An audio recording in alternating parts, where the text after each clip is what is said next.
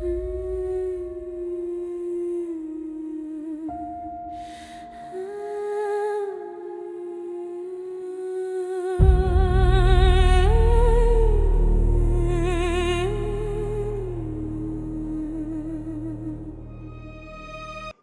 മിശിഹായിൽ സ്നേഹമുള്ളവരെ, ഇന്ന് വലിയ ശനിയാഴ്ച അല്ലെങ്കിൽ പീഡാനുഭവ ശനി.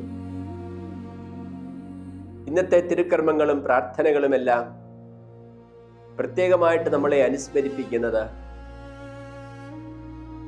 പുതിയ ജീവനെക്കുറിച്ചും ജീവിതത്തെക്കുറിച്ചുമാണ്. കഴിഞ്ഞ 50 ദിവസങ്ങളായിട്ട് നമ്മൾ പ്രാർത്ഥിച്ചൊരുങ്ങിയതും ഈ പുതിയ ജീവിതത്തിന് വേണ്ടിയാണ്. ഇന്ന് നമ്മൾ ചെയ്യുന്ന 2 തിരുക്കർമ്മങ്ങൾ വെള്ളം വെഞ്ചരിക്കുകയും മാമോദീസായുടെ വ്രത നവീകരണം നടത്തുകയും മാമോദീസ നടത്തുകയും എല്ലാം. രണ്ടാമത്തത് ലോകത്തിന്റെ പ്രകാശമായി ഈശോയെ അനുസ്മരിച്ച് പുതിയ തിരി തെളിക്കുകയാണ്. ഇത് രണ്ടും വിശുദ്ധ ഗ്രന്ഥത്തിന്റെ ഭാഷയിൽ ശുദ്ധീകരണത്തിന്റെ അടയാളങ്ങളാണ്. മറ്റ് പ്രതീകങ്ങള് വിസ്മരിക്കുന്നില്ല. എങ്കിലും ജലവും അഗ്നിയും ശുദ്ധീകരണത്തിന്റെ പ്രതീകങ്ങളാണ് വിശുദ്ധ ഗ്രന്ഥത്തില്. ഇന്ന് മാമോദീസ ജലം നമ്മളെ വിശുദ്ധീകരിച്ച് പുത്രൻ തമ്പുരാന്റെ പീഡാസഹനത്തോടും മരണത്തോടും സംസ്കാരത്തോടും നമ്മളെ ഒന്നിപ്പിക്കുന്ന തിരുക്കർമ്മം നമ്മളെ അനുസ്മരിപ്പിക്കുകയാണ്. മാമോദീസ എന്നുള്ള തിരുക്കർമ്മം നമ്മൾ അനുസ്മരിക്കുകയാണ്.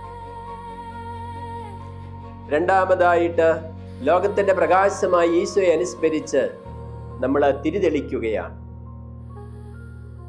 അവിടുന്ന് ജീവിക്കുന്നവർ അവിടുത്തെ പ്രകാശത്തിലാണ് നടക്കുന്നത്.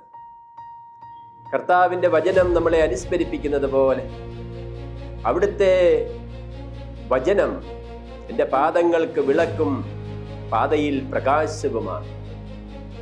നമ്മൾ ദൈവവചനത്തിന്റെ വർഷം കൂടി ആഘോഷിക്കുന്ന ഈ അവസരത്തിൽ കർത്താവിന്റെ വചനത്തെ സ്വീകരിക്കുവാൻ, വചനമാകുന്ന പ്രകാശത്തിൽ നടക്കുവാൻ ഈ തിരുക്കർമ്മങ്ങൾ നമ്മളെ ശക്തരാക്കട്ടെ.